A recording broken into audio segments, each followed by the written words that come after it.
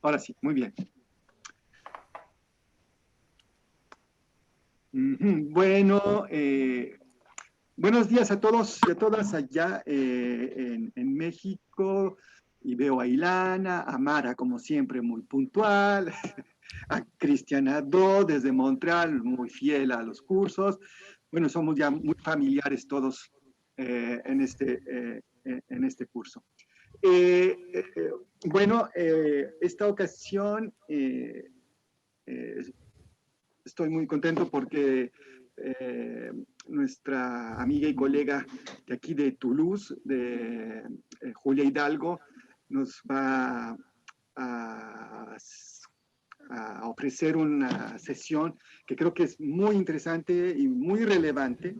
Y de hecho, los que ya estudiamos urbanismo en los 90s o antes, esta historia del clima no estaba contemplado y yo dudo que esté contemplado en los planes de estudio de urbanismo. En arquitectura sí consideras aspectos bioclimáticos, pero el clima en urbanismo creo que es reciente y será muy relevante para la planeación urbana, como nos lo hará ver nuestra invitada de hoy, que es la doctora Julia Hidalgo. Julia no es, si entiendo bien, no es urbanista, ni viene de las ciencias sociales, física de la atmósfera, pero tiene tiempo colaborando entre geógrafos, urbanistas, arquitectos, sociólogos, y, y eso le da una riqueza muy interesante a su perfil. Ella es profesora del CNRS, que es el equivalente al CONACYT de Francia, y trabaja en el laboratorio CIU, el Centro Interdisciplinario de Estudios Urbanos INELIST, si entiendo bien, tú me corriges ahorita, aquí en Toulouse. Ya ha estado en México, en la UAM, hace unos 3 años o 4 dio un curso, una curso rápido sobre clima y ciudades. Y bueno, volvemos a tener acá a distancia y con estos. Bueno, sin más preámbulos, bienvenida Julia y muchas gracias por estar con nosotros. Les recuerdo a todos un poco las reglas, micrófonos cerrados, Julia nos hará su exposición de 30 a 40 minutos, tiene la flexibilidad y la libertad de hacer tomarse el tiempo que ella considere, y después tendremos nuestra sesión de preguntas y comentarios. Entonces, ya conocen la dinámica. Bueno, ahora sí, bienvenida Julia, y eres la patrona aquí ahora. Muchas gracias Salomón por esta introducción tan amable. Voy a compartir la pantalla y ahora completo quizás la presentación que has hecho. A ver, no es esta. Vuelvo a intentarlo. A ver. Me acabo de bloquear yo misma. A ver, Es que me equivoqué de documento y me dice que mi navegador me bloquea. A ver cómo puedo hacer. Permisos.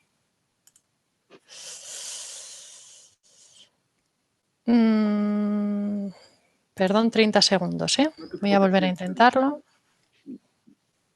No.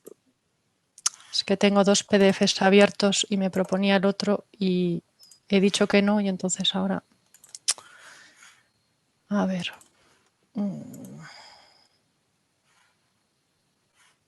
Con lo bien que lo teníamos, ¿eh? Exacto. Es que me pone bloqueado temporalmente. ¿Cómo puedo hacer?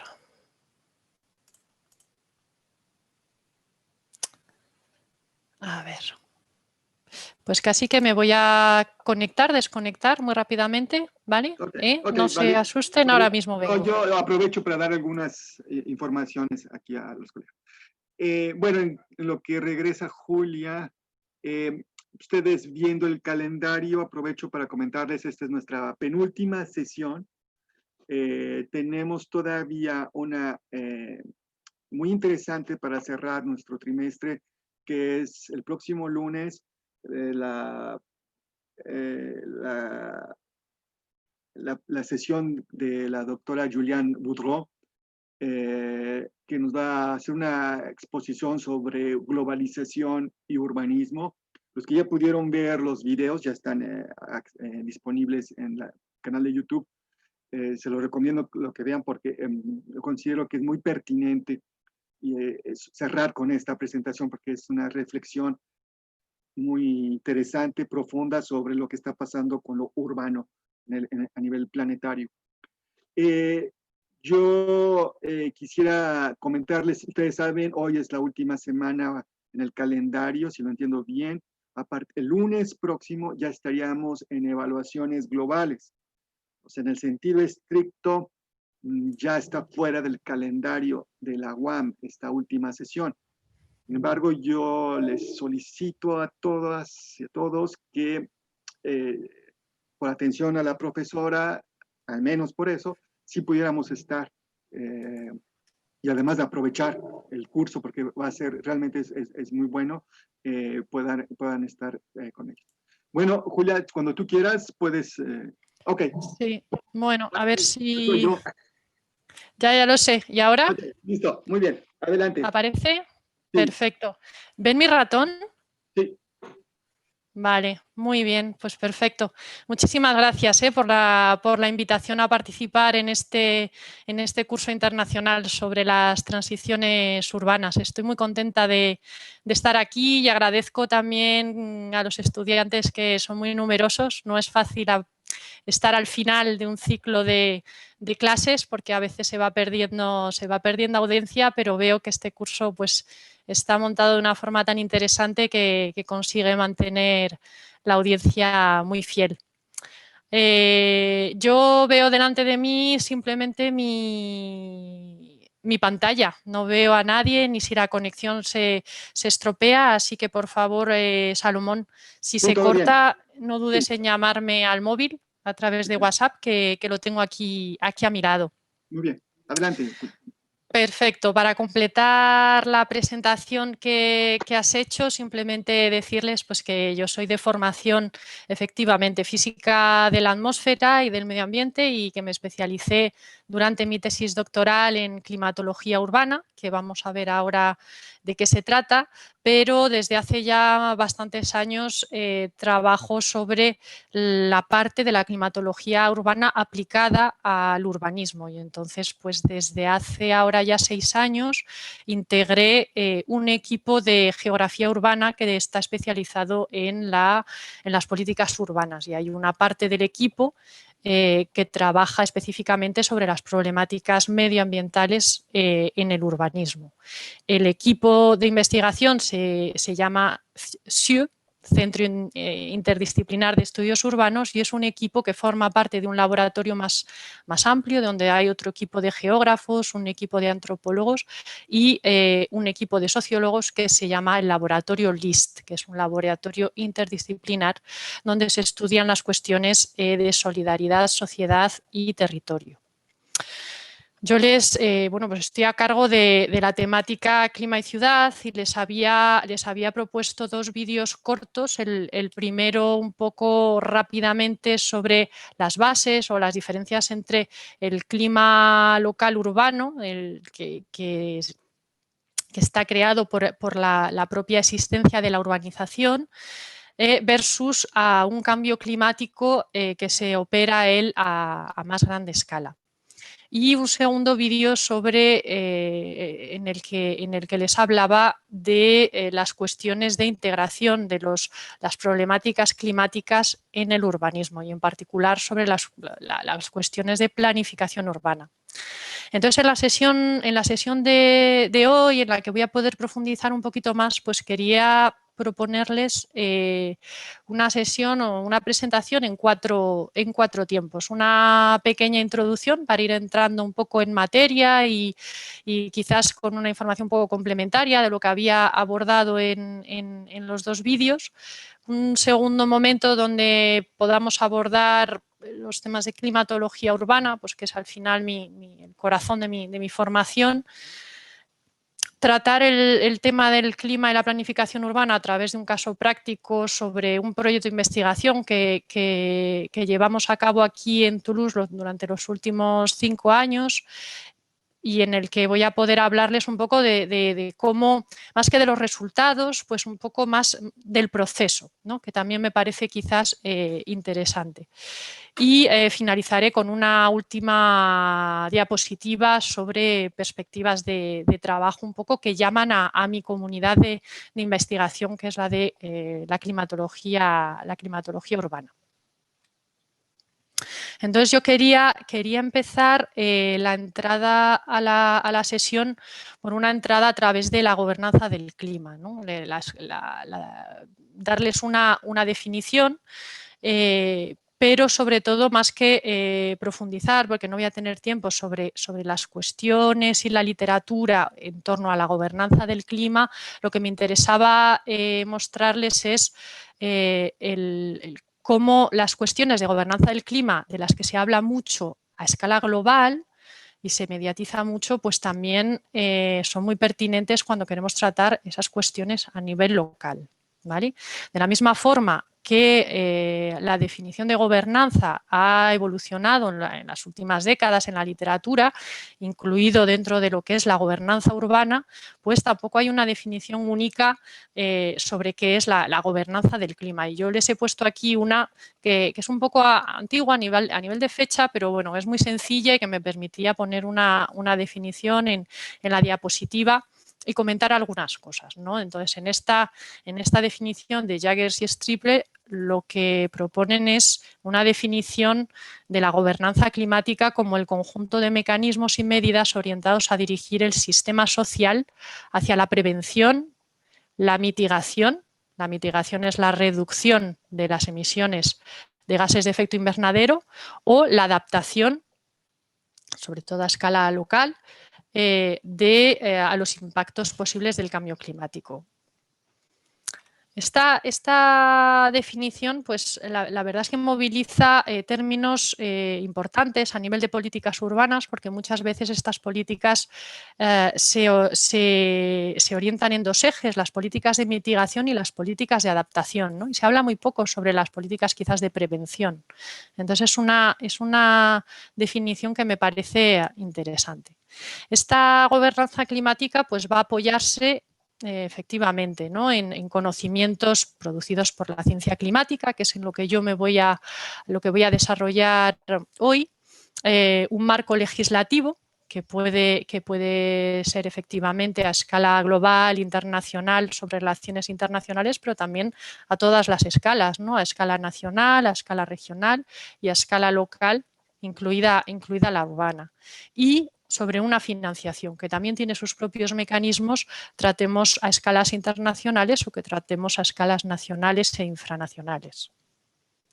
Siempre se hablan de los retos o de las dificultades en esta gobernanza del clima, y yo, que trabajo sobre las cuestiones de adaptación, voy quizás a entrar por esta entrada de la adaptación, ¿no? Los retos, pues siempre se dice la dificultad de anticipar la adaptación. Pero en realidad la adaptación climática no es una necesidad nueva de las sociedades, ya que en el pasado ya se construía las ciudades pensando en el clima, y no hay más que ver cualquier centro antiguo de las ciudades, ¿no? En las que las sociedades poco a poco fueron construyendo los medios urbanos adaptados al clima del lugar.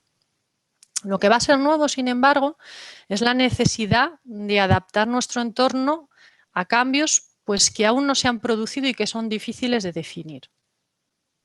Y también la capacidad que tenemos ahora de cambiar grandes extensiones del paisaje, es decir, de urbanizar en muy poco tiempo. Esa aceleración de la urbanización por un lado, y esa incertidumbre de las proyecciones o bien climáticas o bien de evolución socioeconómica, etcétera, son efectivamente cuestiones que dificultan las cuestiones de adaptación. Está también las cuestiones de incertidumbre.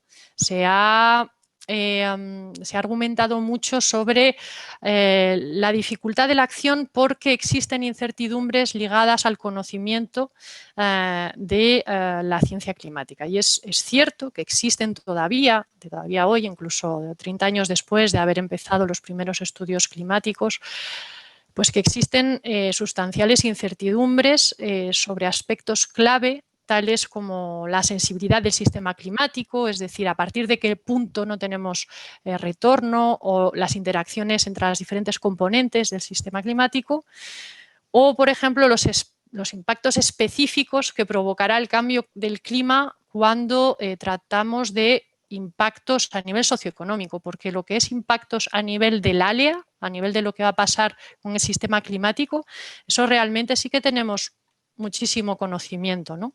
Sabemos que los impactos esperados en los medios urbanos pues van a estar ligados pues, al calentamiento global que se va a experimentar más o menos de forma homogénea, o sea, no de forma homogénea, pero por todo el globo, con unas zonas que tendrá un calentamiento más exacerbado, por ejemplo, como los polos, la zona mediterránea, las zonas muy continentales. Tendremos también una evolución de la pluviometría, lo sabemos, pues tendremos alternancia de episodios de lluvias intensas o incluso de tornados mucho más fuertes, con sequías. Haremos frente también a eventos extremos como las olas de calor, de las que hablaré un poquito más tarde. Para las zonas costeras, pues efectivamente, ¿no? Sabemos que vamos a tener problemas de sumersión marina y de salinización de la capa freática, y un problema muy importante en medio urbano es la modificación de las propiedades expansivas de suelo arcilloso. ¿Esto qué es? Pues para las ciudades que se encuentran sobre suelo arcilloso, el hecho de tener, de pasar de periodos de sequía a periodos de inundación va a modificar las propiedades hídricas del suelo y va a impactar los cimientos de los edificios. Y es un puesto de gasto para las aseguradoras en este momento pues muy importante. Es un problema, por ejemplo, que tenemos bastante presente aquí en Toulouse. Me voy a focalizar un poquito en el tema de las olas de calor porque en algunas zonas, como es la Europa, por ejemplo, las olas de calor pues, son uno de los riesgos meteorológicos más mortales. ¿Qué es una ola de calor? Desde el punto de vista meteorológico hay diferentes definiciones también o indicadores, pero lo que hay que saber simplemente es que una ola de calor es un periodo más o menos prolongado, excesivamente cálido. Y esta definición pues, va a depender de la temperatura considerada normal en esa zona. Es decir, no tenemos la misma definición de una ola de calor en España que en Finlandia, por ejemplo. Y después otro tipo de retos de los que se habla mucho a escala global, pero que también resuena muy bien a escala local, es la cuestión de la distribución equitativa de los esfuerzos y beneficios que a nivel global pues siempre se refiere a que las medidas de respuesta que van a afectar a diferentes grupos y sectores de formas diversas, pues se debe repartir los esfuerzos de forma justa y equitativa, y eso resulta esencial y ha sido recogido, por ejemplo, con mucha claridad en el Acuerdo de París. Tenemos también la problemática de los largos marcos temporales de evolución del clima respecto, por ejemplo, a los ciclos electorales, que son mucho más cortoplacistas, ¿no? Y eso también pues, está en consonancia con lo que pasa a nivel urbano, en el que no solo la evolución climática es de largo plazo, pero también el ciclo de renovación urbana es lento, ¿no? Se hace a escala del siglo. Y después, pues la cuestión de la articulación con otras políticas, que a escala global se van a referir, por ejemplo, pues la articulación de las políticas climáticas, sobre todo, por ejemplo, con otras políticas sociales como la pobreza, la alfabetización o el empoderamiento de la mujer, pero a escala local, a escala urbana, pues también cuando trabajamos las cuestiones de integración de las cuestiones climáticas en las políticas urbanas, pues debemos de siempre pues, de intentar hacer confluencia pues, con otro tipo de políticas, como puede ser, por ejemplo, mucho aquí en Francia la cuestión de la preservación de la biodiversidad y la conservación de las vías verdes y azules. Yo me voy a focalizar sobre todo en esta presentación pues en la cuestión de la ciencia climática. Y como todos saben, pues a escala global, la comunidad de investigación en ciencias del clima, que es una comunidad científica muy internacionalizada, a partir de finales de los años 80, con una tutela de la Organización Mundial de la Meteorología y de Naciones Unidas, pues constituyó el IPCC, ¿no? el Grupo Interdisciplinar de Estudios del Clima, y yo he superpuesto en esta diapositiva una gráfica que es muy conocida, que es la gráfica de observación de concentración de CO2 en la isla de Manualoa, en Hawái, en la que a partir de finales de los 50 ya se observó este aumento, ¿verdad?, tan brutal de la concentración de CO2 en la atmósfera, y cómo en el 88 pues, se creó el IPCC, y cómo a partir de entonces, a ritmo pues, regular, ha habido la publicación de diferentes documentos en los que a la vez se hace un estado del arte sobre los conocimientos de la cuestión, y también un documento que está destinado a las políticas, ¿no?, a los políticos, a los que toman decisiones. ¿Por qué les muestro esta diapositiva? Pues porque quiero hacer la relación un poco con la escala local, ¿no?, la producción al final de conocimiento a escala local. Entonces, a escala local, ¿cómo se organizó esta producción de conocimiento y cuáles fueron los ritmos también, ¿no? Pues la climatología urbana es una rama de la climatología que engloba pues, a un conjunto de investigadores que a la vez están muy pilotados por la comunidad de geografía física, pero también, y como lo van a ver, cada vez más por la gente que viene de las ciencias atmosféricas. A nivel de instituciones internacionales hay una asociación internacional de climatología urbana, en la que tienen aquí el enlace, y cada 3 años hay una conferencia internacional que reúne más o menos pues, entre 500 y 700 investigadores. Va cambiando de sitio. En 2015, coincidiendo con la COP21, se organizó aquí en Toulouse. Entonces, como ven, las observaciones y los estudios a nivel de climatología urbana empezaron ya a principios del siglo XIX, con primeras observaciones en Londres, pero la disciplina se estableció sobre todo a partir de los años 70 con un equipo canadiense, un equipo de geografía, efectivamente, y que creó esta asociación internacional y consiguió, digamos, articular a nivel internacional en torno a estas conferencias internacionales pues, la producción del conocimiento en los diferentes países.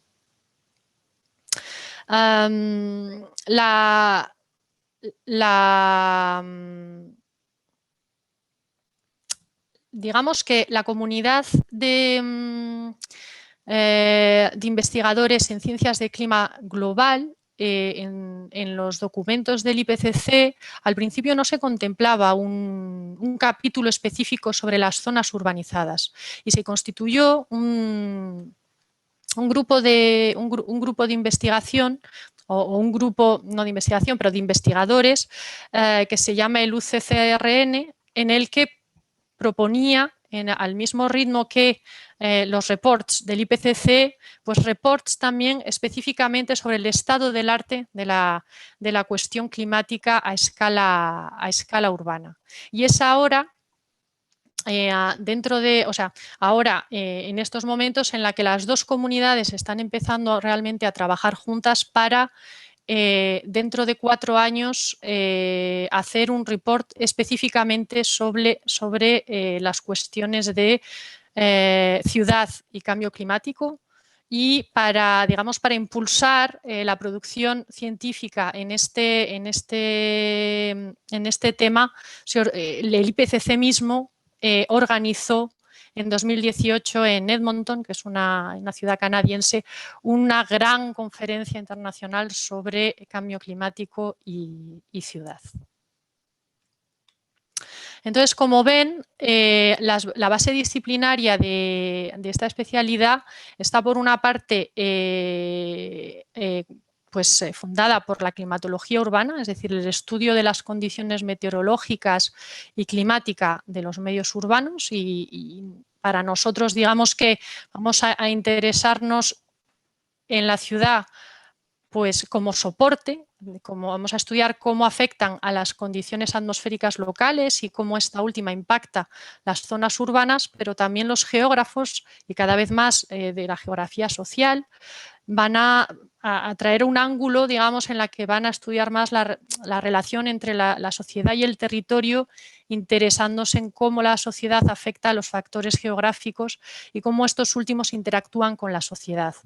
Entonces se van a centrar específicamente más en los aspectos ambientales del territorio y de su gestión. Ha habido a nivel disciplinar una evolución muy, muy interesante, vuelvo un poquito hacia atrás, sobre estas dos comunidades, ¿no? de geógrafos y de climatólogos, en el que la climatología, digamos que los físicos de la atmósfera eran sobre todo meteorólogos, y ahora vamos a ver justo después de qué se trata la diferencia entre clima y meteorología. Pero digamos que quien se ocupaba del estudio de la climatología era sobre todo los geógrafos, y poco a poco a nivel de investigación y de técnicas de investigación se fueron, a nivel de método, se fue pasando de la observación a la modelización, en la que los equipos de climatología tomaron mucho más el mando, digamos, y sobre todo hoy los equipos de climatología que se basan en modelización son sobre todo físicos de la atmósfera, ¿no? Pero son dos visiones disciplinarias muy complementarias. Entonces, vamos a pasar ahora a la parte de clima urbano y a ver exactamente qué entendemos por clima y qué entendemos por tiempo también, y por qué a nivel urbano es interesante hacer bien la distinción entre los dos. Espero que todo vaya bien y que la conexión esté yendo bien. Sí, adelante. Perfecto. Entonces, el clima hace referencia al conjunto de condiciones atmosféricas propias de un lugar, ¿vale? Entonces es, digamos, la repetición de situaciones meteorológicas diversas a lo largo del tiempo. Entonces está constituido pues, por la cantidad y la frecuencia de lluvias, la humedad, la temperatura, los vientos, etc. Hablamos de clima, entonces hablamos de escalas temporales largas y escalas espaciales que pueden ser grandes si hacemos referencia al sistema climático global, hablamos de sistema climático, de clima global, y por eso hablamos de cambio climático a escala global, pero también podemos hablar de clima a escala local, ¿no? Cuando estamos hablando de clima urbano, pues estamos haciendo referencia a esa sucesión de situaciones meteorológicas que se suceden durante un periodo muy largo. A diferencia de las escalas temporales largas y espaciales grandes del clima, el tiempo hace referencia a las escalas meteorológicas, es decir, escalas espaciales y temporales cortas. Y es a lo que se refiere, por ejemplo, cuando vemos el tiempo en la televisión. El tiempo que hará mañana, el tiempo que hará dentro de 2 días, 3 días, máximo una semana, pero ese es el tiempo meteorológico y también siempre se da a escala local. Y lo que pasa es que en medio urbano tenemos una conjunción de los dos bajo determinadas condiciones que va a suponer un riesgo compuesto. Es decir, por ejemplo, si tenemos un fenómeno de ola de calor en el que además se va a combinar con un fenómeno de isla de calor, que es lo que vamos a ver, que es, lo vamos a ver ahora, que es un surplus de temperatura en medio urbano respecto a la zona rural que lo rodea, pues vamos a tener un riesgo compuesto de fuerte estrés térmico. Entonces, ¿de qué depende el clima local de una ciudad en México, por ejemplo? Pues va a depender, primero, antes que nada, de la latitud. México se sitúa en la zona cálida, mientras que, por ejemplo, Toulouse está situada en latitudes medias, en lo que se llama la zona templada. Va a depender de la altitud de la ciudad. No es lo mismo una ciudad de baja altitud que una ciudad de montaña. De la continentalidad, es decir, si estamos cerca o no del mar, porque el mar va a ser un gran modulador de las condiciones climáticas y también del tipo de superficie, es decir, si nos situamos en una zona rural, en una zona de bosque, en una zona marítima o en una zona urbana, que es la que a nosotros nos interesa. Entonces, lo que pasa es que la ciudad, lo vamos a ver, es un medio que modifica profundamente las propiedades atmosféricas y las modifica en diferentes aspectos. Respecto a un suelo natural, las ciudades van a modificar la topografía, lo ven en la foto, ven cómo todos esos edificios, las calles, la disposición de las diferentes alturas, etcétera, pues vemos muy bien cómo el flujo de viento, una vez que pasa por ahí, tiene que estar perturbado y tiene que estar perturbado a diferentes escalas. A escala de la calle va a estar ralentizado o va a estar acelerado y quizás por encima del nivel de la calle, ¿verdad? Pues va a tener mucha turbulencia debido a esa rugosidad que es muy diferente de, por ejemplo, una zona agrícola. Va a modificar también los intercambios de calor porque la energía solar que vamos a recibir en esta zona, pues va a ser utilizada primero durante la mañana para calentar los materiales, y entonces la ciudad va a acumular el calor y ese calor, pues después, ¿verdad?, va a ser liberado por la superficie y va a crear esa isla de calor, sobre todo muy intensa durante la noche respecto a las zonas rurales en las que como no hay material para acumular el calor y la mayoría de la energía solar ha sido utilizada para la evapotranspiración de las plantas, pues digamos que hay un problema de balance energético y de intercambio de calor entre las zonas urbanizadas y las zonas no urbanizadas. La ciudad también o las actividades humanas, en este caso, va a impactar fuertemente la composición química. Y no hablo solo de emisiones de CO2, sino también de emisiones químicas y de contaminantes. Y va también a modificar pues, de forma muy fuerte el ciclo del agua, porque vamos a tener una impermeabilización del suelo, es decir, vamos a retirar zonas naturales, vamos a evitar que el agua pueda penetrar en la capa freática y entonces vamos a tener un ciclo del agua muy perturbado. Y esta perturbación, ¿qué extensión espacial tiene? Y a mí es un aspecto que me parece interesante introducirles, que quizás no han visto en otro tipo de cursos y que es puramente de física de la atmósfera, ¿no? Entonces ahí voy a dedicar 3 minutines un poco a compartir el conocimiento sobre al final la capa de aire en la que nosotros vivimos, ¿no?, y evolucionamos. Entonces, es la capa que se llama la capa límite atmosférica, ¿no? Y es la parte baja de la atmósfera en contacto directo con la superficie de la Tierra, y es la capa atmosférica en la que se desarrolla toda nuestra actividad. Tiene un espesor que va a variar entre los 10 metros y los 3.000 metros en función del medio en el que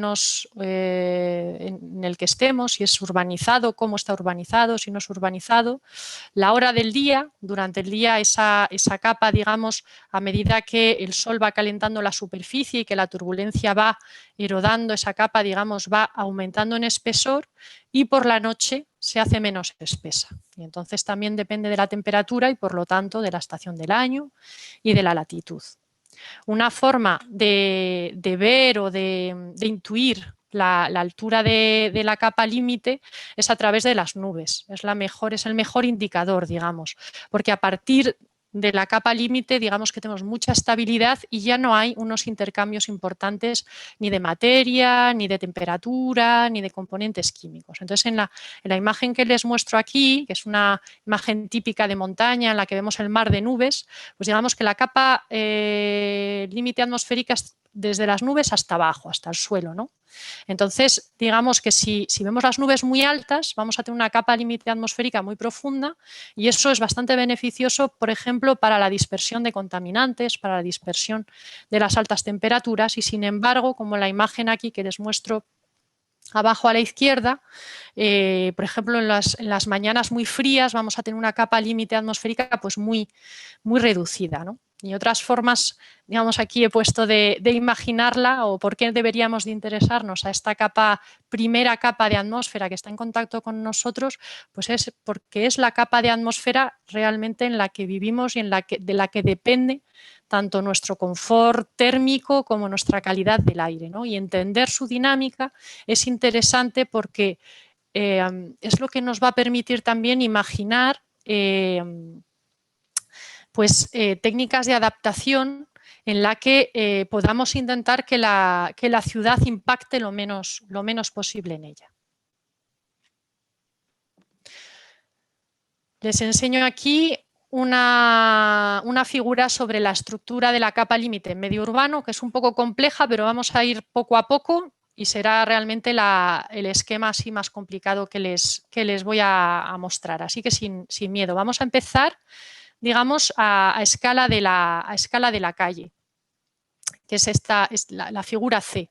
Entonces, a escala de la calle, hasta la altura de los edificios, que creo que en América Latina se llama cúpula urbana, pero en España, por ejemplo, y en Francia se llama canopea urbana, perdón. Canopea urbana, pues lo que vamos a tener son unas propiedades atmosféricas muy mezcladas, ¿vale? Y con unas temperaturas que están cerca del suelo durante el día y durante una parte importante de la noche bastante elevadas. A partir de esta primera capa y a la escala, digamos, de barrio, lo que va a pasar es que se va a homogeneizar este tipo de propiedades y vamos a tener los diferentes barrios que van en función de la ocupación del suelo, es decir, en función de la fracción de vegetación que vamos a tener, de la presencia o no de edificios más altos o más densos, menos densos, pues unas características. Y entonces a veces a nivel espacial vamos a poder ver barrios que tienen como una firma climática particular, pues porque están cerca de un río, por ejemplo, o porque están muy mineralizados, etcétera. Y después vamos a tener a escala de toda la ciudad, digamos, pues también unas características de la capa límite urbana que se van a homogeneizar con las del viento regional, digamos. Si es una situación de viento, pues todo ese intercambio de calor, también los contaminantes, etcétera, van a estar advectados, ¿vale? Por el viento regional. Y lo que pasa es que cuando tenemos una situación de débil viento, por ejemplo, una situación anticiclónica muy estable, que pasa muchas veces, por ejemplo, en invierno, pero también puede pasar en verano. Lo que vamos a tener es que no tenemos este viento regional que va a barrer al final y que va a ventilar la ciudad, y lo que tenemos aquí es como una acumulación de calor y de contaminantes que puede ser persistente durante un cierto número de días. Entonces, como hemos visto, la ciudad está sometida, por una parte, al clima regional, a su evolución.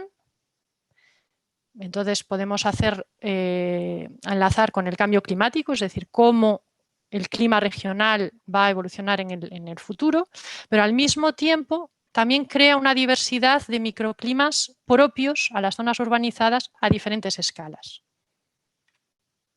¿Cuáles son?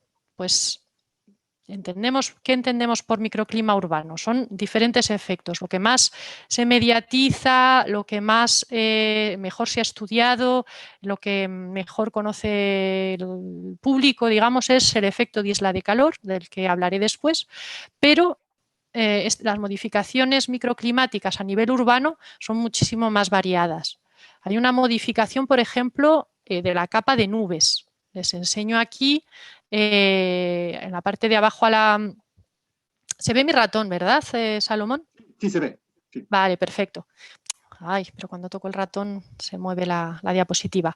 Pues una imagen de satélite de la ciudad de Nueva Delhi, en la que vemos una clara disminución, incluso desaparición de la niebla sobre la zona urbana, pues porque como la temperatura no es la misma y la niebla se forma cuando el punto de rocío alcanza cierta temperatura, digamos, la capa de niebla está modificada.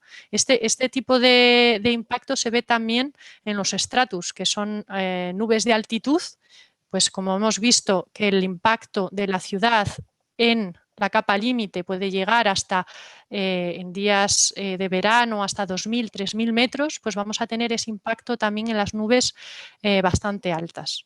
Vamos a tener una modificación de la dinámica del viento a todas las escalas, desde el nivel de la calle, como les enseñaba en el esquema anterior, y aquí en la segunda foto, en la que efectivamente el viento va a ir trampeando entre las diferentes calles, pero también a escala de la ciudad, y la propia ciudad va a crear un fenómeno muy bonito, bueno, que a mí me parece muy bonito, que es el de brisa urbana, ¿no? Y que fue pues, el objeto de mi tesis doctoral y al que le dediqué 3 años, y es que pues del mismo modo que vamos a tener fenómenos de brisa marina, por ejemplo, por la diferencia de temperatura entre el mar y la tierra, pues la propia ciudad, el hecho de estar más caliente, va a producir una convección que pueden ver aquí, perdón, y va a crear una brisa que por una parte va a poder refrescar la ciudad, es un ciclo, digamos, de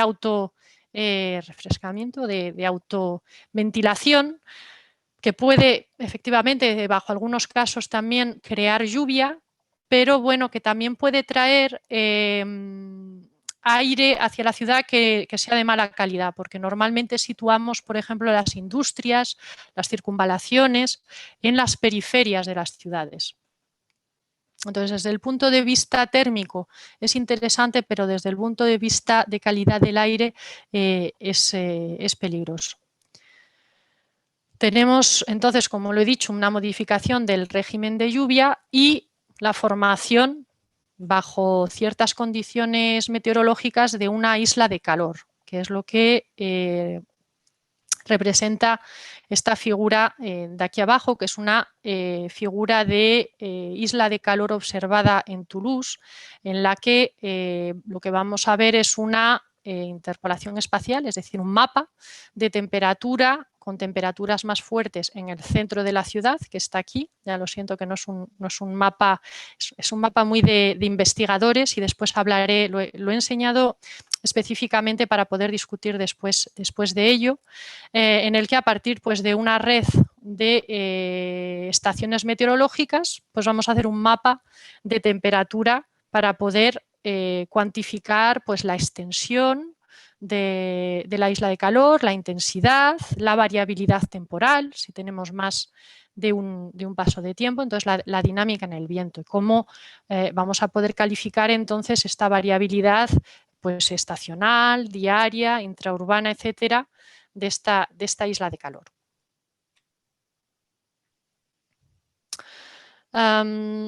Es interesante hacer la diferencia entre las temperaturas de día y las temperaturas de noche. La isla de calor en realidad es una medida que no es absoluta, es una medida relativa de temperatura entre el centro urbano, que aquí está ilustrado, por ejemplo, para París, perdón, en cuanto toco el ratón, para el centro de París y su periferia. Y entonces lo que pasa es que muchas veces nos van a enseñar información o mapas de temperatura de superficie, no temperatura del aire, a través de imagen de satélite, porque es un recurso técnico que está hoy pues bastante accesible. Y lo que pasa es que un satélite lo que va a observar en realidad es simplemente la temperatura de superficie en el tejado, en la calle, pero va a ser difícil hacer lo que es enlazar con la temperatura del aire, que al final es lo que nosotros sentimos y lo que el indicador pues más pertinente para después hacer estudios epidemiológicos. Entonces hay que tener cuidado, por lo menos intentar analizar si lo que nos están dando son temperaturas de superficie, que a menudo son más elevadas en zona urbana de día, o temperatura del aire, en el que es más elevada en las zonas más urbanizadas, pero que es más intenso de noche que de día. Y a veces esta diferencia en el indicador pues porta a confusión. Estos efectos o estas diferentes componentes del microclima urbano van a tener, como lo he dicho, impactos sobre la calidad del aire, el estrés térmico y el consumo energético. Y aquí ligamos mucho con los objetivos de mitigación del cambio climático, de intentar reducir la emisión de gases de efecto invernadero. Y entonces se crea pues, un riesgo compuesto, ola de calor, isla de calor, pues, que va a tener consecuencias sobre la salud. A nivel de urbanismo, hay diferentes factores que son agravantes. Yo voy a discutir aquí tres. Primero la expansión urbana, la segunda la densificación, que le he puesto con un signo de interrogante, ya verán por qué, y después quizás la utilización de la climatización, pues un poco por ponerlo de ejemplo de maladaptación técnica. Vamos a ello. Pues la expansión urbana, la ilustro aquí, ya lo siento, veo que no he puesto, es París, es una simulación de la expansión de París entre los 1960 y 2006, superpuesta a observaciones en negro, y pues la expansión urbana, como en cualquier país, pues es el resultado normalmente del crecimiento demográfico y de los diferentes modos de vida. Y respecto al microclima urbano representa un agravante pues porque tiende a aumentar la intensidad de la isla de calor. Este aumento de la intensidad está causado por la artificialización del suelo que está asociada a esta expansión urbana. Hay que pensar que a la vez que construimos nuevos barrios, nuevas casas, vamos también a artificializar pues, una parte para la acera, una parte para las vías públicas y de tráfico, etcétera.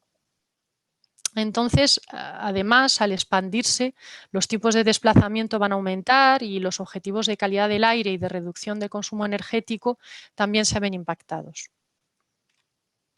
La densificación se discutía, por lo menos aquí, mucho en Francia, porque hay un concepto de la densificación pues que en el tema de urbanismo pues que tiene mucha controversia. Y es verdad que hay unos objetivos, por lo menos aquí en Francia, a nivel nacional, de densificación, porque la densificación urbana pues, es una buena solución desde el punto de vista de la calidad del aire y de la eficiencia energética, porque reduce mucho los tiempos de transporte. Hay una cuestión de eficiencia energética también a escala del edificio. pero había mucha cuestión sobre qué pasa con el confort térmico. Es decir, cuando densificamos, obligatoriamente se aumenta la intensidad de la isla de calor. Pues hubo bastantes estudios sobre el tema y lo que se vio es que la intensidad de la isla de calor no va a aumentar, porque a la vez que densificamos también hay un efecto de sombra. Todo depende de cómo esta densificación sea hecha. Les muestro aquí pues 3 esquemas diferentes con el mismo ratio de densificación, pero una disposición diferente, digamos, del hábitat y de la ocupación del suelo. Pero sí es verdad que hay una mayor fracción de la población que está expuesta a altas temperaturas, ¿no? Entonces, bueno, es verdad que tenemos objetivos de calidad del aire, tenemos objetivos de eficiencia energética. El confort térmico, digamos que no va a aumentar la isla de calor, pero sí que es verdad que una mayor fracción de la población está expuesta a estas altas temperaturas. Y yo me pregunto aquí, esto depende cuáles sean los objetivos, depende de cuán frecuentes sean también las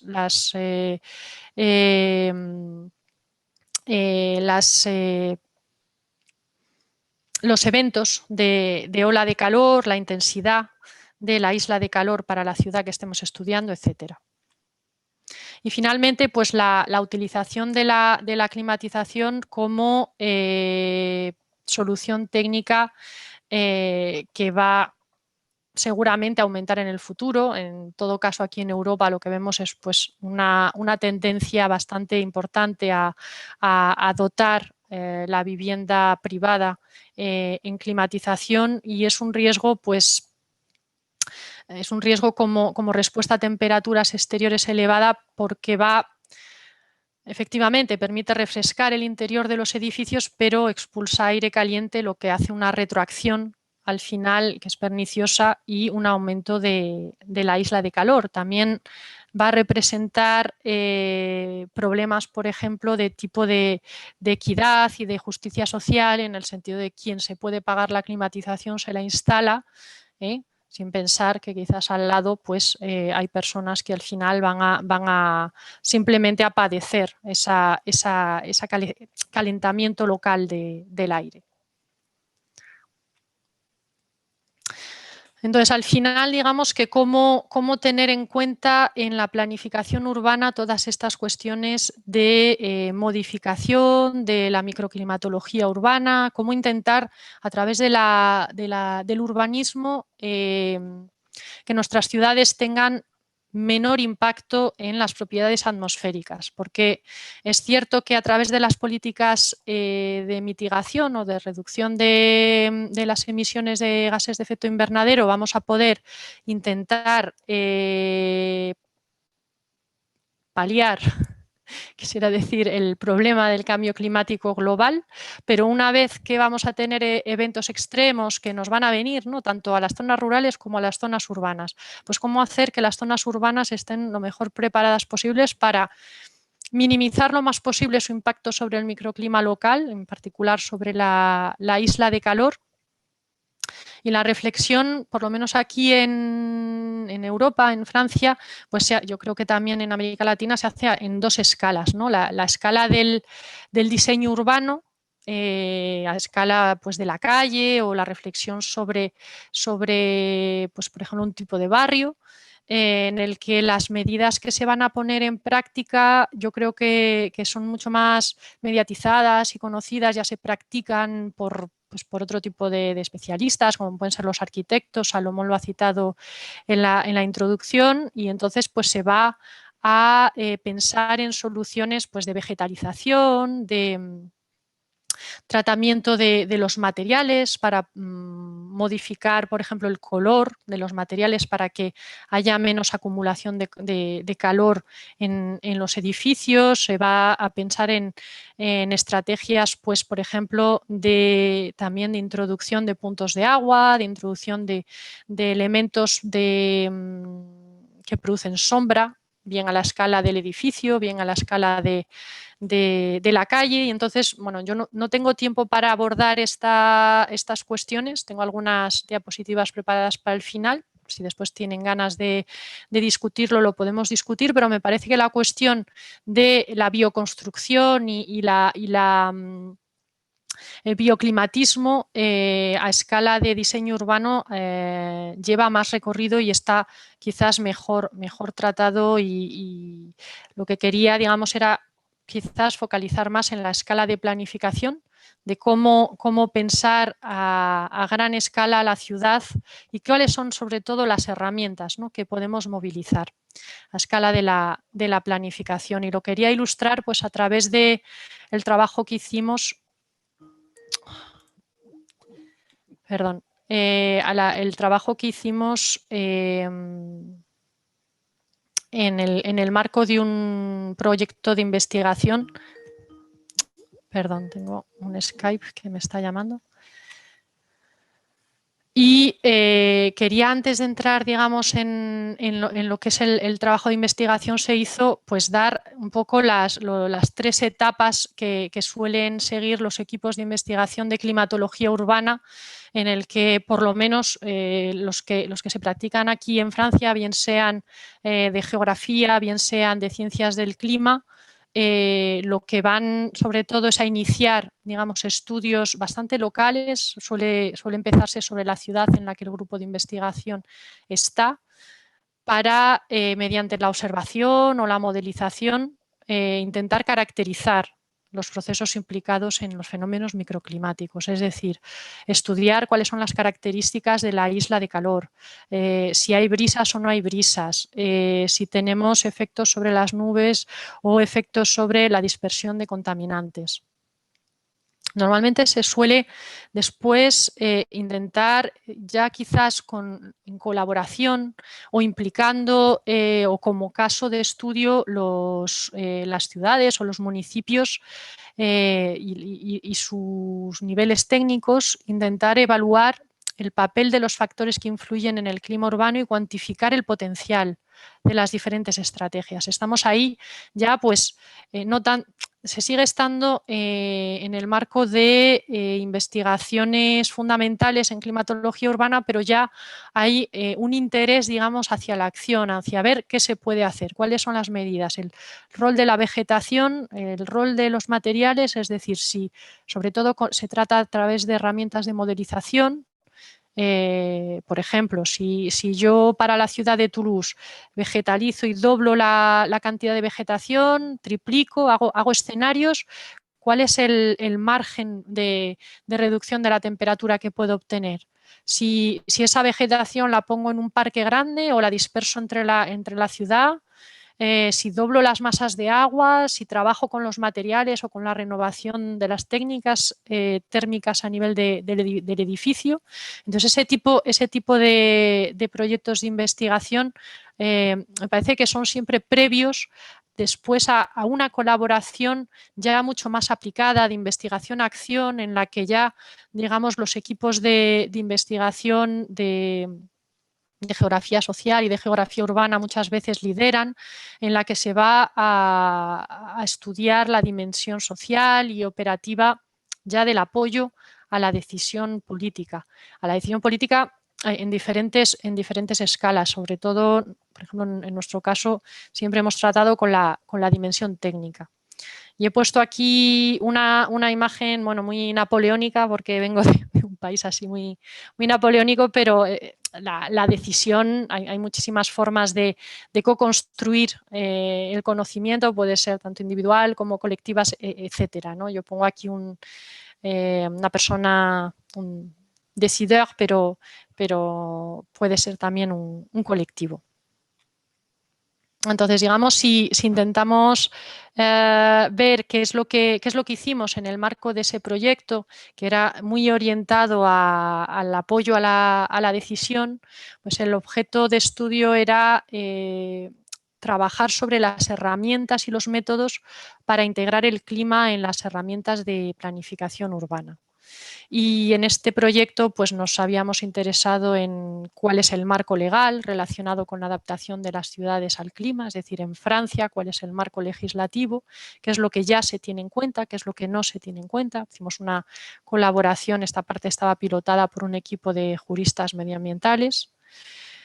cuál es la constelación de actores urbanos involucrados, qué gobernanza se ha establecido en ciudades consideradas ejemplares, es decir, que nos pueden servir de ejemplo también para ver qué se puede transponer, ¿no?, cuando queremos trabajar en una ciudad en la que todavía estas cuestiones pues, son emergentes. Y sobre todo la parte en la que me voy a focalizar ahora es pues, sobre cuáles son los datos climáticos que se utilizan actualmente. Es decir, tenemos en Francia una reglamentación que obliga a las ciudades de más de 20.000 habitantes a establecer un plan climático y un plan de adaptación al cambio climático. Y entonces, a principio del proyecto, pues nos interesamos en qué datos climáticos se tienen ya en cuenta, cuáles son conocidos, quién los manipula, por qué esos datos y en qué etapas son utilizadas y por qué otros datos que están disponibles, incluso gratuitamente, pues no se conocen, cuáles son las herramientas que se movilizan.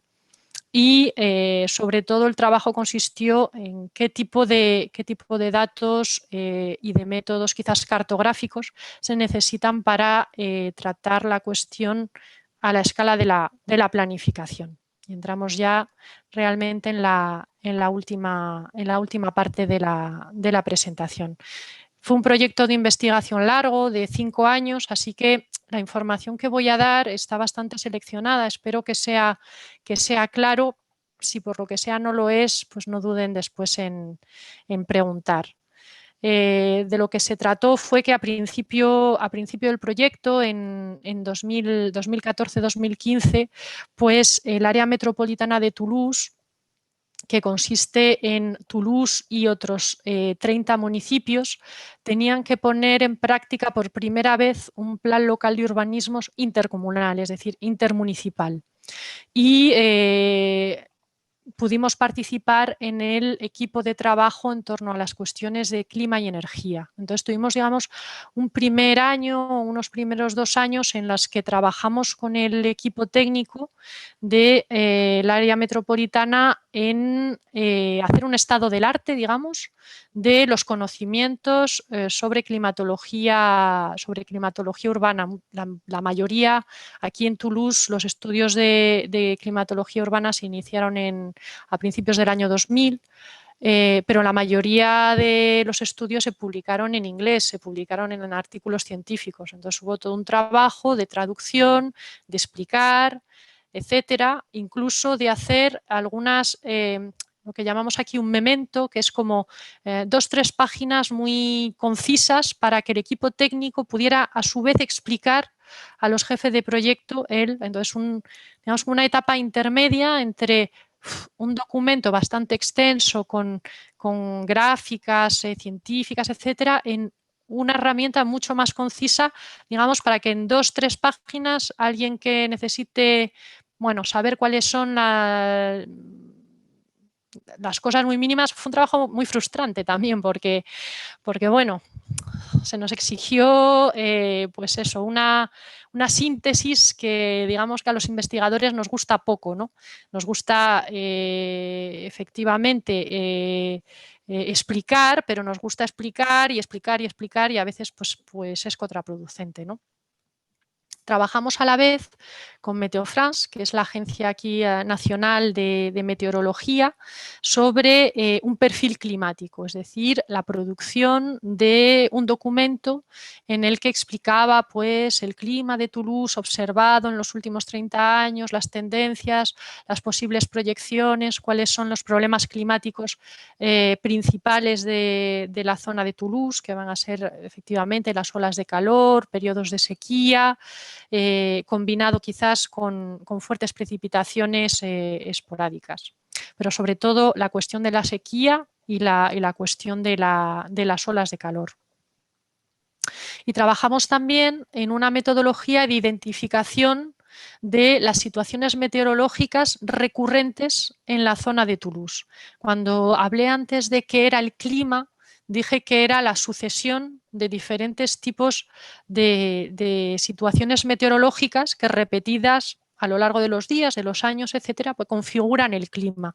Y una forma interesante de comunicar en torno a los problemas climáticos es más que hablar de clima y de medias climáticas, es de hablar de centrarse más bien en el fenómeno meteorológico, porque es lo que nosotros podemos sentir, es lo que nosotros tenemos una conciencia incluso cultural y social de las situaciones meteorológicas típicas de aquí de la ciudad, ¿no? Supongo que es lo mismo en Ciudad de México, pero aquí en Toulouse, por ejemplo, pues todo el mundo conoce la situación de viento del sureste, que se llama situación de viento de Aután.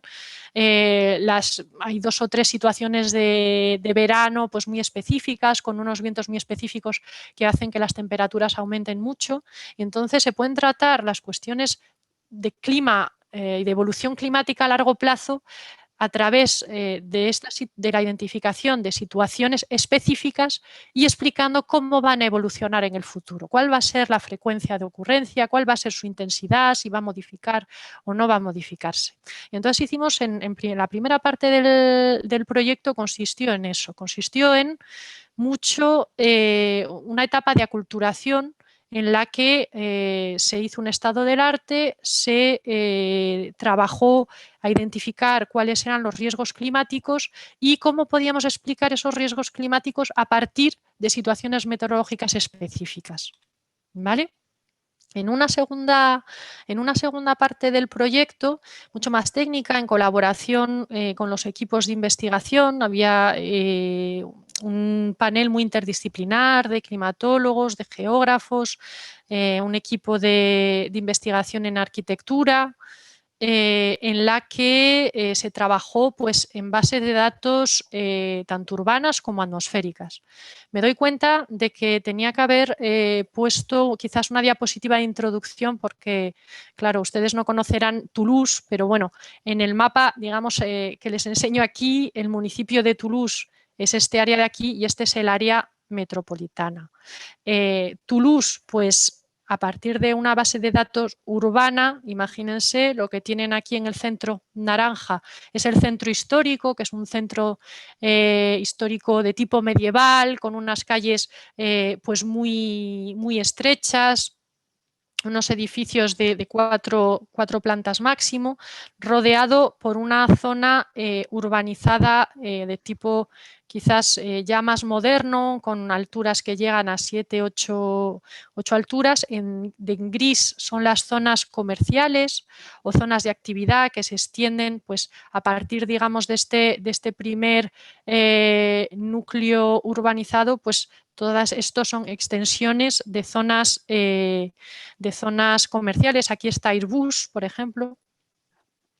Y a partir de ahí, pues una urbanización mucho más periurbana, en zona representado por la zona naranja, en la que en Toulouse coge forma pues, de hábitat individual, casas con una zona de parcela natural, etcétera.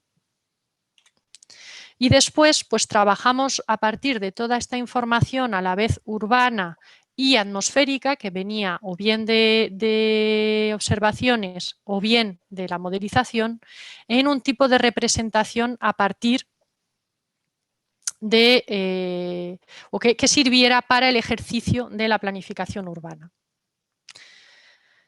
Voy a presentar 2 tipos de información, simplemente el estrés térmico durante el día, porque es lo que perturba las actividades económicas y pedagógicas y aumenta el consumo de energía. El indicador de estrés térmico es un indicador que va a reagrupar a la vez la temperatura, pero no solo la temperatura del aire, sino también la humedad, el viento. Entonces es un indicador agregado que va a traducir, digamos, el nivel de estrés térmico al que el cuerpo está sometido, y habíamos combinado esos mapas, ese mapa de estrés térmico que les muestro aquí en la parte central, con información de la urbanización o de la ocupación del suelo, ¿no? Las zonas densamente urbanizadas o las zonas comerciales, también la trama azul y verde. Y lo habíamos presentado en una propuesta final que se aproxima mucho a lo que se utiliza aquí en urbanismo, en la que combinábamos miniaturas ¿vale? Con una carta pues, más de síntesis en la que se combinaba la información. En un primer momento habíamos propuesto, voy a volver un poquito para atrás, una visualización a escala de la isla urbana, es decir, del bloque de, no sé cómo se dice mexicano, del bloque de una cuadra, ¿no? Sí, una En cuadra. vez de una información más pixelizada, que es la salida directamente del modelo. Un modelo climático va a dar la información en una cuadrilla.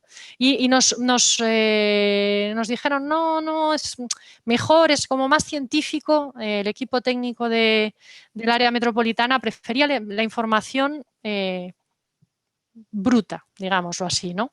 Entonces, bueno, nos sorprendió un poco al principio, pero bueno, partimos sobre ese tipo de representación, hicimos el mismo tipo de mapas para la isla de calor nocturna, porque es ahí donde está más desarrollada, y nos interesamos a este indicador o a esta información porque es la que pilota la capacidad de regulación térmica de los edificios y entonces, sobre todo de noche, y entonces la capacidad o el impacto a nivel de salud pública, sobre todo durante las olas de calor. Lo que vamos a ver es, la representación que tengo aquí, pues es que el centro de Toulouse, para las situaciones de islas de calor, pues tiene un nivel bastante elevado y, como lo verán, lo hemos representado en 3 escalas de color, ¿no? Que pongo aquí la leyenda.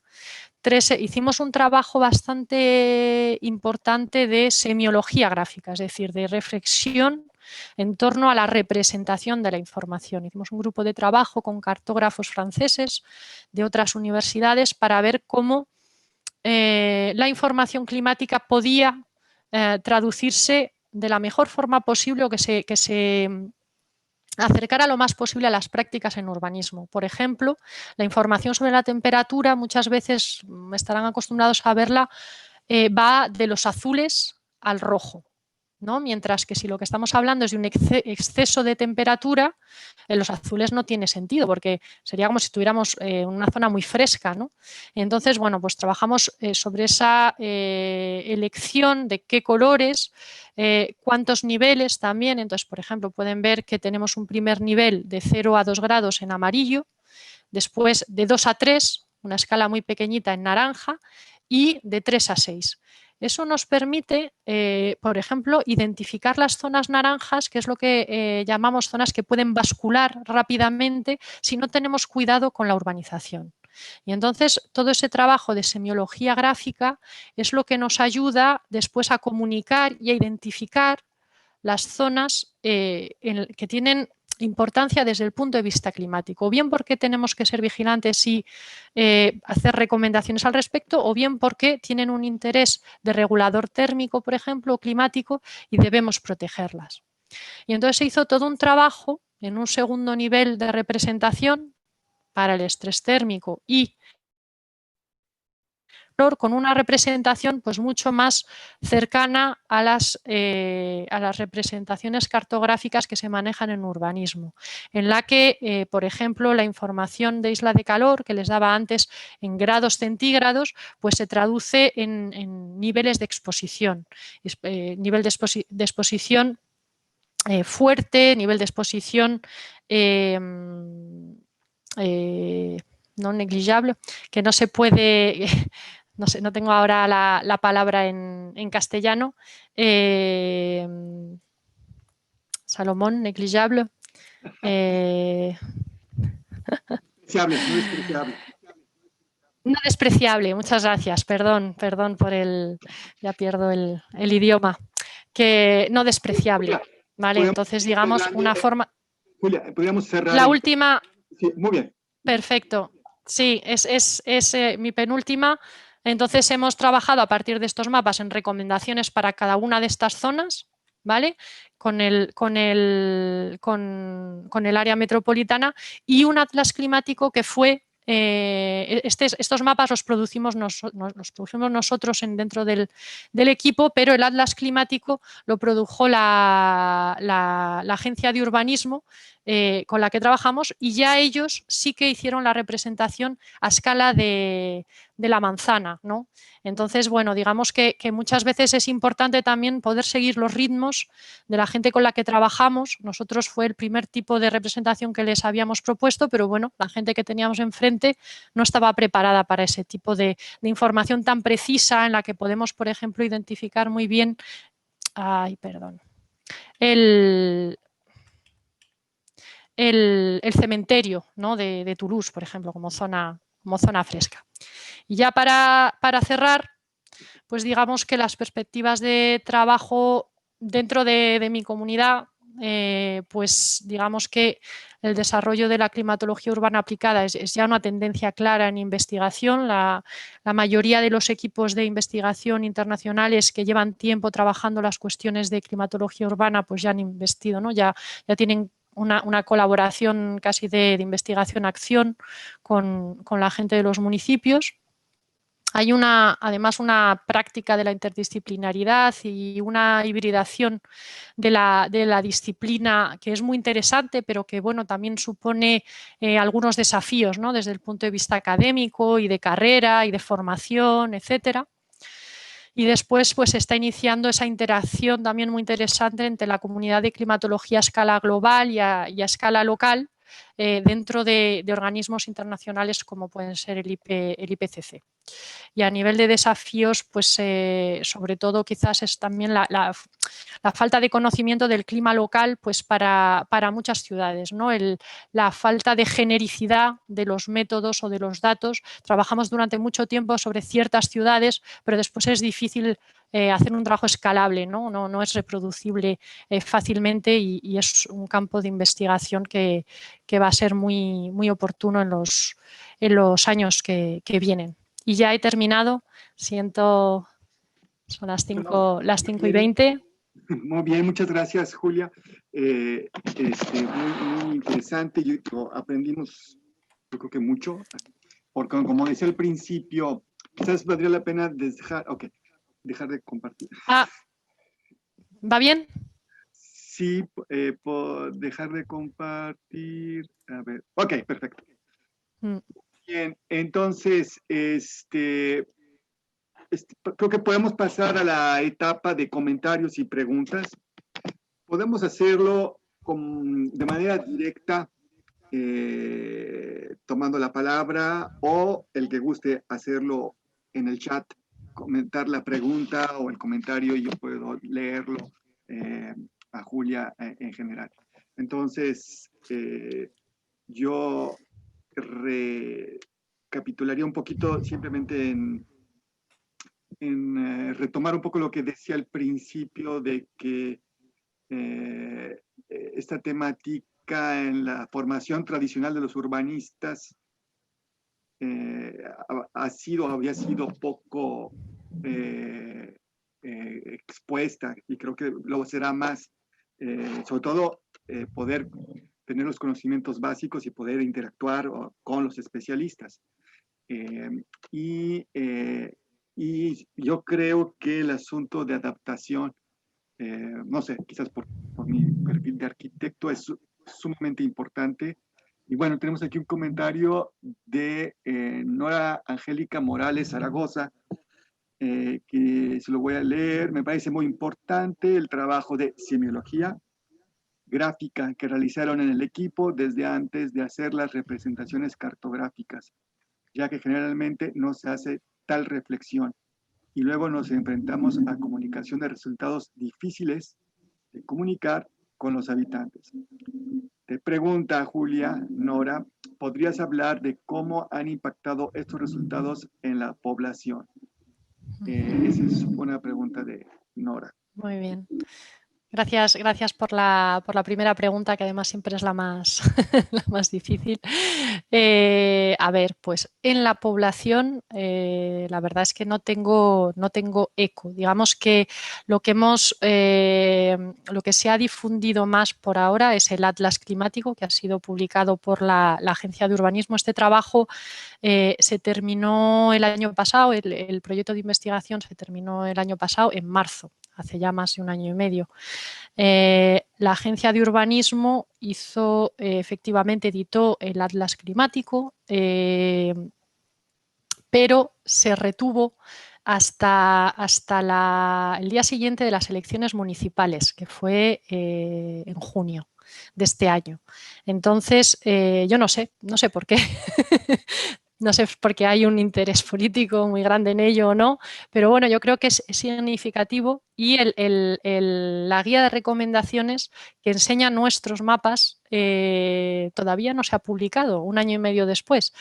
Está también esperando validación política. Entonces, lo que sí está claro es que el Atlas climático sí que he tenido bastantes llamadas de gente para intentar entender los datos de modelización numérica. El Atlas se había imaginado en complemento de la guía de recomendaciones del área metropolitana. Digamos que el área metropolitana edita la guía y la agencia de urbanismo, que es una agencia asociativa que es conexa al área metropolitana, iba a publicar el Atlas después, se suponía. Entonces hay alguna información un poco técnica sobre la modelización que no se incluyó.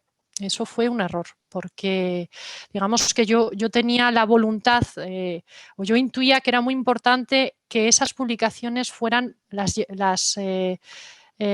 hicieran el área metropolitana y la agencia de urbanismo. Y entonces hicimos lo posible para que fueran portadas por ellos, pero también estás después un poco vendido a pues ciertos áreas, los ciclos políticos, la recomposición de los equipos, etcétera. Entonces, bueno, es una cuestión de paciencia, pero sí, el Atlas, por ejemplo, sí que está siendo utilizado mucho por estudiantes que están haciendo su trabajo de maestría en ayuntamientos, por ejemplo, pero lo que es la población en general, tengo algún contacto con asociaciones, por ejemplo, como Toulouse en Transición, que querrían tener presentaciones de los resultados, pero todavía es reciente. No hemos podido y además con el en el tema epidemiológico que tenemos en este momento, cualquier también trabajo de difusión y de divulgación se dificulta. Ok, mira, te voy a hacer 2, 3 comentarios que están llegando al mismo tiempo para aprovechar. Yo me daré la palabra. Ahorita que hablas de política y mencionaste el COVID, se menciona a menudo que, bueno, lo que sigue, hay que estar preparados para una crisis climática. Y podemos ver que en el asunto del clima, en términos políticos, podemos pasar desde la negación, la aceptación, a la urgencia, o sea, al decir qué fecha nos queda, o sea, a diferencia de ciertas políticas públicas, el asunto del clima sí nos impone una especie de deadline, o al menos la narrativa o la metanarrativa de ciertos organismos internacionales, sí ponen un deadline como el punto del no retorno o el punto. Entonces, ¿qué nos puedes comentar sobre este asunto, ya no de la negación del cambio climático o sino de las fechas? ¿Qué tan urgente es y cuál es el panorama de urgencia y nuestro margen de acción en esto? Y yo te leo 2, 3 preguntas que tenemos aquí en el chat. Uno de Genola Caprón, que dice, que te pregunta, es que han hecho trabajos sobre la percepción de los microclimas por parte de la población. Luego, el de Omar Pérez te pregunta, ¿cuál sería la mejor política pública para moderar el cambio climático en una ciudad como la Ciudad de México u otra similar? Nora Morales te da las gracias y te felicita. Y Claudia Gabriela te dice, muchas gracias por la plática, fue fascinante. Sería conveniente salir de los silos de la propia disciplina, desde la educación e enseñanza, y no enfrentarnos con ese reto hasta la práctica sin muchas herramientas. ¿Cómo le hacemos? Gran pregunta, Nora Morales, para Nora Morales. Bueno, Les invito, si quieren tomar la palabra, no sean tímidos ni tímidas, entonces, adelante, Julia, si quieres quizás reaccionar. Vale, puedo empezar por la tuya, si te parece, Sí, y vamos un poco sí. sobre la urgencia o no de la acción y de cómo se vehicula yo creo que el tema del punto de no retorno es una figura en la que se apoya a la comunidad científica y el IPCC en particular para intentar decirle a la gente, atención, cuidado, ¿no? Llevamos 30 años diciendo pasa algo, quizás ya es el momento de actuar. A nivel local o de la comunidad de climatología urbana, bueno, esa narrativa no se utiliza, tampoco hay una controversia dentro de la disciplina, me parece a mí, para querer reflexionar en torno a eso, pero me parece una pregunta súper importante, porque yo creo que no, o sea, se ha estado durante 30 años diciéndole a la comunidad de climatología hay que mejorar los modelos y cuando decimos que hay 2 grados, no, pero es que son 2 o 1,5, ¿cuál es mejor? Incluso ha llegado hasta el punto de que una parte de los investigadores que participan en el IPCC durante el último report se han salido. Han dicho, no, pero bueno, ya, o sea, ¿cuántos reports más vamos a tener que producir? Y efectivamente, ¿no? Hay una evolución incluso a escala de la comunidad de clima global sobre cómo, o sea, ¿qué es lo que impide la acción al final? ¿Es el conocimiento o son otras cosas? Es que yo creo que también se juega en otros campos, ¿no? La acción política no es solo el conocimiento, bueno, la financiación, es lo que pones encima de la mesa para que pueda actuarse. Entonces yo creo que a mí sí que me gustaría, y es también por eso, por lo que he querido integrar un equipo de investigación que trabaja en políticas públicas, porque yo quiero dedicar mi energía de investigadora a hacer cosas que sirvan, ¿no? Pero no quiero verme en una espiral de siempre mejorar el modelo y tecnicista, ¿no? Porque las cosas se juegan en otro lado. Entonces, a mí me interesa producir herramientas, porque es, creo yo, donde tengo una expertise, donde me sé mejor manejar con los datos, yo me sé manejar con las herramientas, pero dentro de un contexto. Y ese contexto yo lo quiero entender. Entonces, espero haber dado algunos elementos de respuesta. Respecto a la pregunta de Génola, el equipo aquí de Toulouse sí ha hecho algunos trabajos sobre percepción. Ha habido dos proyectos, uno coordinado por SINDA, el proyecto Eureka, en el que a la vez se conjugaban medidas físicas de calidad del aire, de ruido y microclimáticas en cuestionarios en Toulouse, en París y en Marsella. Y entonces fue un proyecto también muy interdisciplinar, pilotado por el equipo, en el que efectivamente se intentaba confrontar lo que se estaba midiendo con lo que se estaba sintiendo y percibiendo, ¿no? Y también para ligarlo con otras problemáticas medioambientales como puede ser la contaminación y el ruido. Los equipos franceses no somos muy buenos, digo así a escala internacional, en el tema de la caracterización de la percepción. Suelen ser mucho mejores los equipos, o tienen que tener más experiencia, los equipos de geógrafos, o sea, en el que la parte climática se ha desarrollado por geógrafos, porque precisamente han desarrollado menos la parte de modelización atmosférica y procesos atmosféricos y lo han ligado mucho más rápidamente a la sociedad y a los problemas sociales, incluso las colaboraciones con los temas, los estudios, por ejemplo, de psicología, muy, muy interesantes.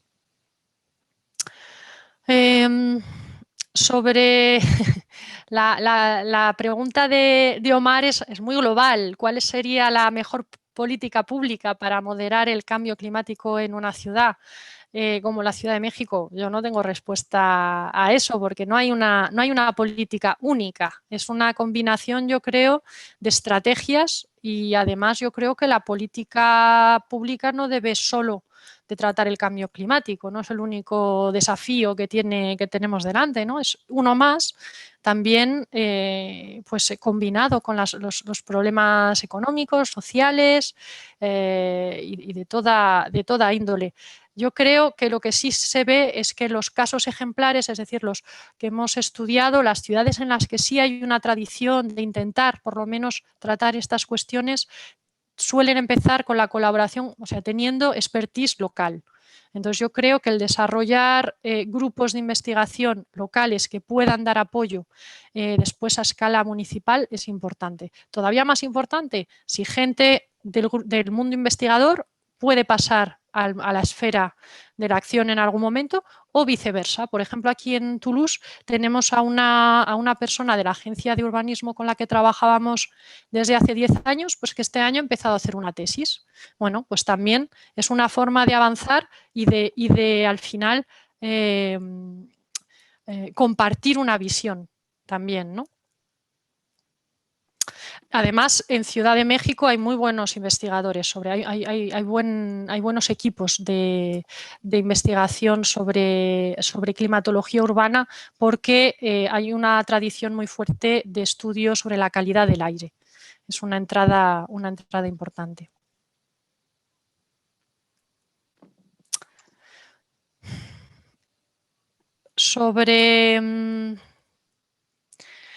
Había una pregunta sobre la enseñanza.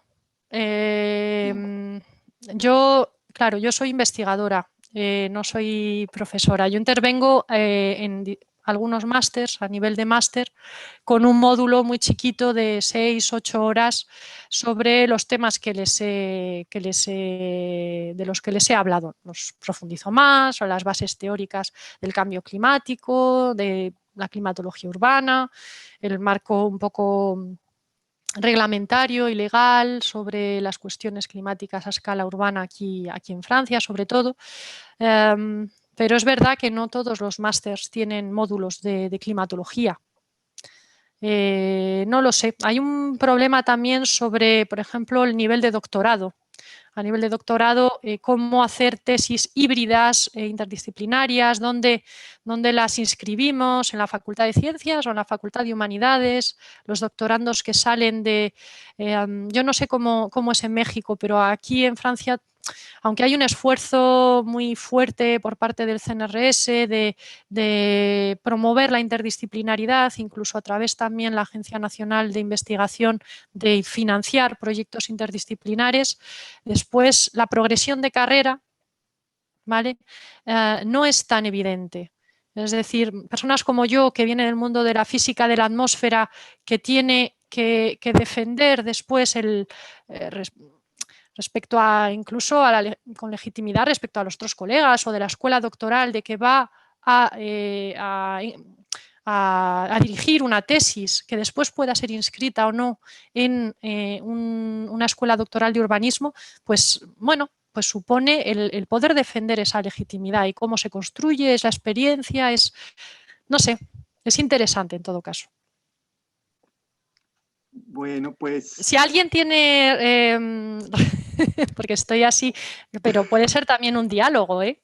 Sí. Quizás voy muy rápido. No. De hecho, lamentablemente estamos ya en el límite del tiempo. Ya... Ay, pensé que era hasta las 6, pensé que teníamos 2 horas. No, digo, estamos un poquito ya en el cierre, en el límite del tiempo. Y bueno, quizás ya podamos realmente agradecerte y no sé si quieras alguien tomar la palabra, decir algo y si no, tú misma, Julia, cerrar con alguna idea. Yo